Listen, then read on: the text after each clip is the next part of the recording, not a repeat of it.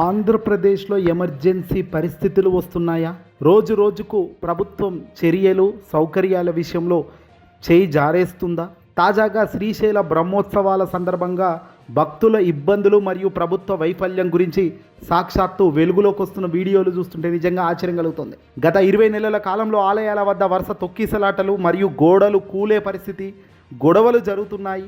శ్రీశైలం బ్రహ్మోత్సవాల నిర్వహణలో కూడా ప్రభుత్వం, ఆంధ్రప్రదేశ్ కూటమి ప్రభుత్వం పూర్తిగా అట్టర్ ఫ్లాప్గా విఫలమైందనేది క్లియర్గా తెలుస్తుంది. సరైన ఏర్పాట్లు లేకపోవడంతో భక్తులు తీవ్ర నిరాశన, నిస్పృహకు వెళ్తున్నారు. శివస్మరణతో మారుమోగాల్సిన శ్రీశైలంలో ఈవో డౌన్ డౌన్, ముఖ్యమంత్రి డౌన్ డౌన్ అనే నినాదాలు వినిపిస్తున్నాయి. అంటే ప్రభుత్వ కూటమి పట్ల ప్రజలకు ఎంత తీవ్ర స్థాయిలో ఆక్రోశం వస్తుందో కనబడుతుంది. క్యూ లైన్లలో గంటల తరబడి వేచి ఉన్న భక్తులకు కనీసం పాలు లేవట, ఉప్మా లేదు, ఓ బిస్కెట్ కూడా అందుబాటులో లేదట. 12 ఏళ్లుగా వస్తున్న తాము ఎప్పుడు ఇలాంటి దారుణమైన దుస్థితి చూడలేదంటూ భక్తులు వాపోతున్నారు. పోలీసులు ఏకంగా రెచ్చిపోయి లాఠీచార్జ్ చేస్తున్నారు ఇక్కడ స్వాముల మీద. మహిళా భక్తులు మాకు దర్శనం వద్దు, గేట్లు తెరవండి, మేము వెళ్ళిపోతామనే స్థాయికి పరిస్థితి వచ్చిందంటే నిజంగా ఏ తరహాలో వీళ్ళ సౌకర్యాలు నిలబెట్టడంలో ఎంత దారుణంగా కూటమి ప్రభుత్వం ఫెయిల్ అయిందనే దానికి నిర్వచనం కాదా ఇది? సోమవారం ఉదయం భక్తులు భారీ గేట్లు పగలగొట్టే పరిస్థితికి వెళ్ళిందంటే ఇది ఎక్కడి దాకా పోతుంది?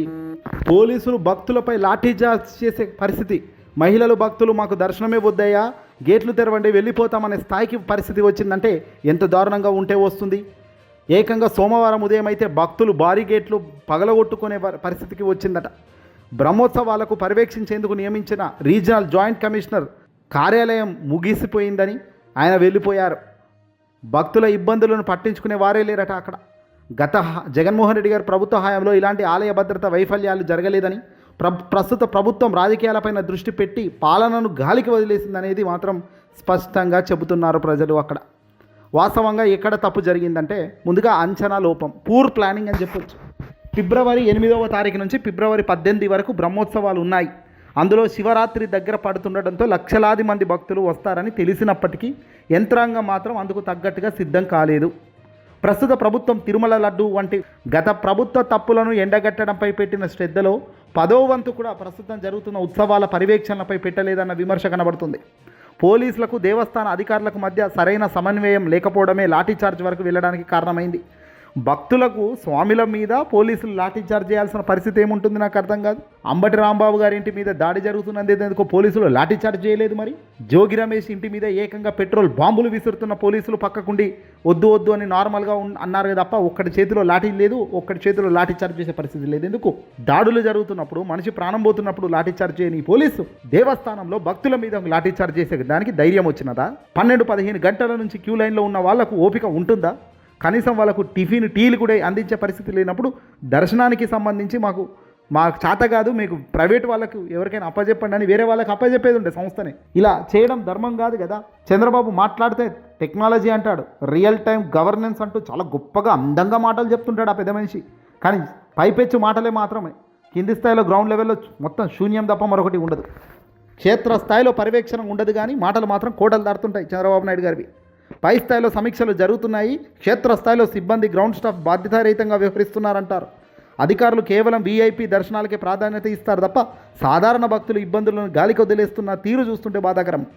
ఫలితంగా ప్రజల్లో అసహనం పెరిగి గేట్లు పగలగొట్టే స్థాయికి వెళ్ళింది. భవిష్యత్తులో ఇలాంటి ఘటనలు జరగకూడదంటే ఈ మార్పులు ఖచ్చితంగా ఉండాలి. క్రౌడ్ మేనేజ్మెంట్ అనేది ఒకటి ఖచ్చితంగా ఉండాలి.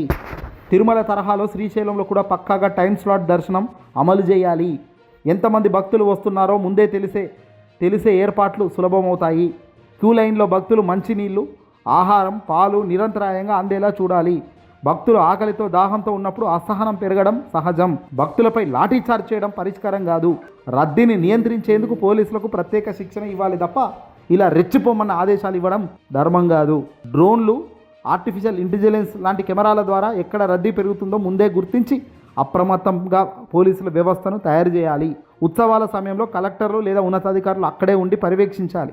ఏదైనా చిన్న తప్పు జరిగినా వెంటనే సరిదిద్దే వ్యవస్థ అక్కడ ఉండాలి. పరిపాలన అంటే కేవలం సమీక్షలు మాత్రమే కాదు, సాధారణ భక్తుడికి సంతృప్తికరమైన దర్శనం కల్పించడం కూడా ప్రభుత్వం తన గుడ్ గవర్నెన్స్, స్పీడ్ ఆఫ్ గవర్నెన్స్లో ఒక భాగమే. ఇది అత్యంత అవసరమైన సమయాల్లో నిరూపించుకోవాల్సిన పరిస్థితిలో ఉన్నప్పటికీ శ్రీశైలంలో లడ్డు కొవ్వు జంతువులో కవ్వు కలిసిందని, కల్తీలు జరిగిందని అన్యాయపు దుష్ప్రచారాలు చేయరా బాబు అంటే మాత్రం నెంబర్ 1గా చేస్తారు. ఏదేమైనప్పటికీ కూడా జరుగుతున్న పరిణామాలు చాలా దారుణం. వాస్తవానికి చాలా దూరంగా, అవాస్తవానికి చాలా దగ్గరగా ప్రయాణిస్తున్న వేగం స్పష్టంగా కనపడుతుంది.